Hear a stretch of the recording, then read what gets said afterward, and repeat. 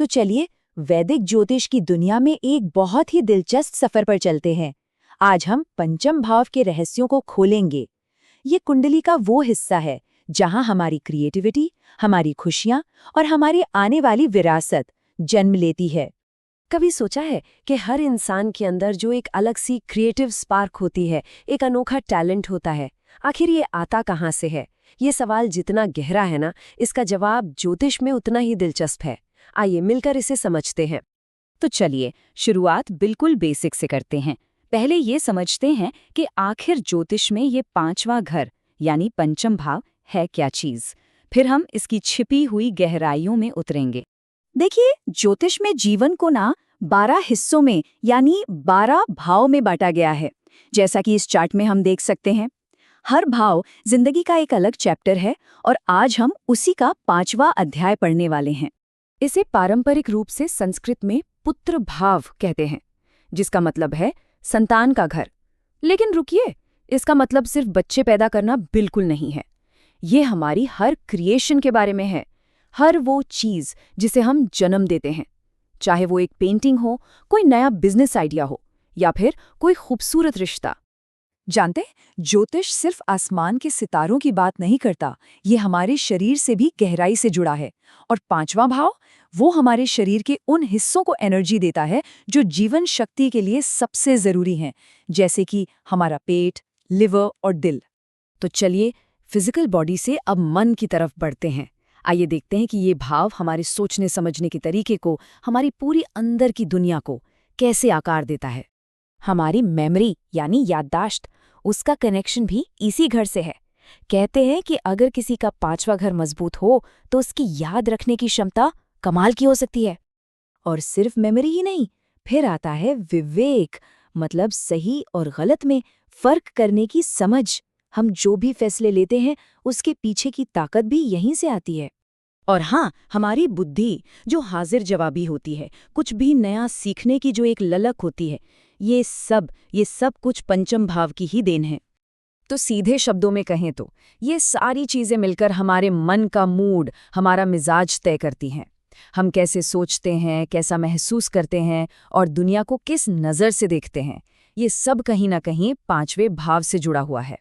चलिए अब आते हैं इसके सबसे एक्साइटिंग, सबसे दिलचस्प हिस्से पर।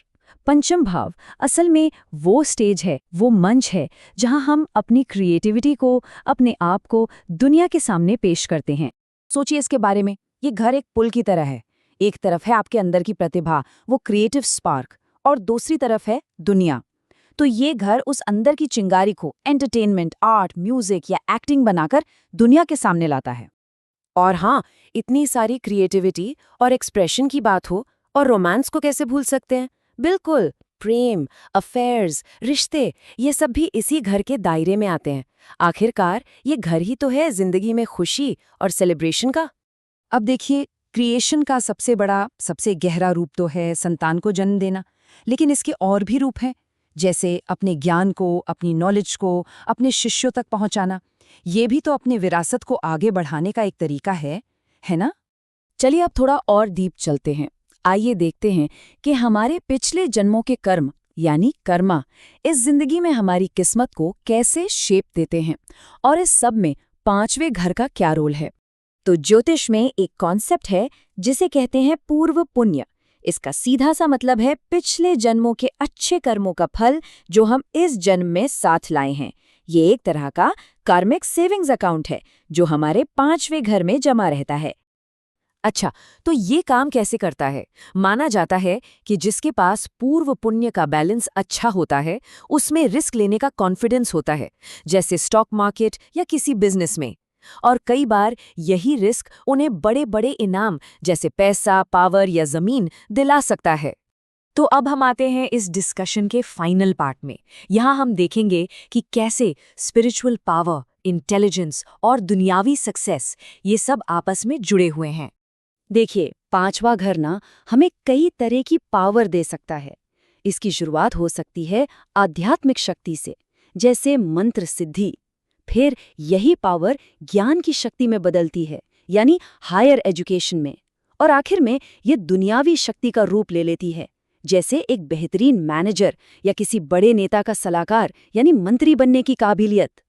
तो अब ये सब जानने के बाद सवाल ये उठता है कि जिंदगी के इस बड़े स्टेज पर आपके पांचवें घर की कहानी कैसे लिखी जा रही है? आपकी क्रिएटिविटी, आपकी खुशियां, आपकी विरासत, इनकी दिशा क्या है? इस पर जरूर सोचिएगा।